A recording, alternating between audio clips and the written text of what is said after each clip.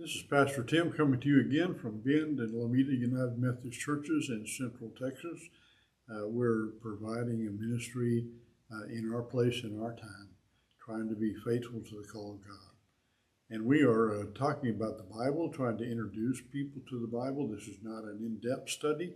This is one to give you an introduction to the topic and generate some discussion and generate some thoughts. So we are talking about the life of Moses. We raised him as a child of Pharaoh, and then we had him escape to the wilderness where he was a shepherd for his father-in-law. And now he's being called by a burning bush. The bush is fire is a symbol of God's presence, and the voice comes from the bush telling him to take off his shoes. He's on holy ground. And the voice of God says, I have heard my people, and I am going to do something about it. I have a plan B, and that plan B is you. He tells Moses that you're going to go down, and you're going to be the one to talk to Pharaoh, and you're going to be the one who leads the people down out of Egypt back into the promised land. And Moses says, well, wait a minute. I don't think that that's going to work. He said, I am not very slick in talking. I can't talk anybody into anything. In fact, some suggested that he had a lisp or something wrong with his speech. But God says, that's okay. That doesn't disqualify you. I'll send your brother Aaron, and he'll be with you and do some of the talking when it needs an eloquence. And then he says, well, but how in the world can I convince anybody of anything? How will the Hebrew people or Pharaoh know that I am speaking on the behalf of God, behalf of Yahweh, the one and only creator of the universe? How will even my own people, the Hebrew people, accept my word? And he says, I have to know your name. And he said, I am is my name. I am who I am, meaning that he is all of creation. He is existence itself, that God is all things in all places, and that's all the Hebrew people need to go know.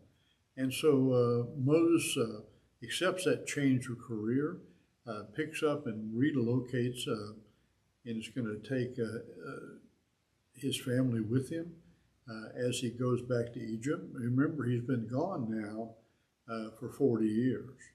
He was 40 years as a Pharaoh's child and 40 years in the wilderness. Now he's starting his third career. Can you imagine starting another career when you're 80 years old? But that's what he was called to do by God. And they just may have counted years a little bit differently than we do. They didn't have our calendar, so I'm not sure how they counted years. But he's old enough to know better, and he's going to go try to make a trip to Pharaoh and convince him of something that's monumental, to set the slaves free. That's a monumental task because the slaves are kind of the backbone, the workers of the society. They're the ones who do all the construction. They're the ones who take care of the needs of the people. And so it's very difficult to do without them. And so he's going to talk to Pharaoh about releasing those slaves. There are other slaves, other peoples, other nations there. But the Hebrews are now in the hundreds of thousands of slaves now. And he's going to try to go back and organize them, especially since they've been slaves. They probably don't keep up with the traditions, keep up with the wisdom, so they have to be re-educated about who they are. They have to become a people again. And so he's going to go with a difficult task back to Pharaoh, back to the place where he began, but with a very different set of people and with a very different task. Sometimes God calls us into an entirely different task than what we've been doing. And so we need to be open to that and see when we have a burning bush that gets our attention that shows that it's God talking and not just us murmuring and talking to ourselves inside of an empty skull.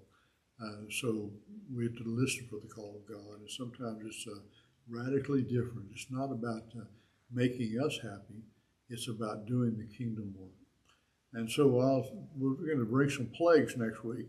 So wear your raincoat. I'll see you next time.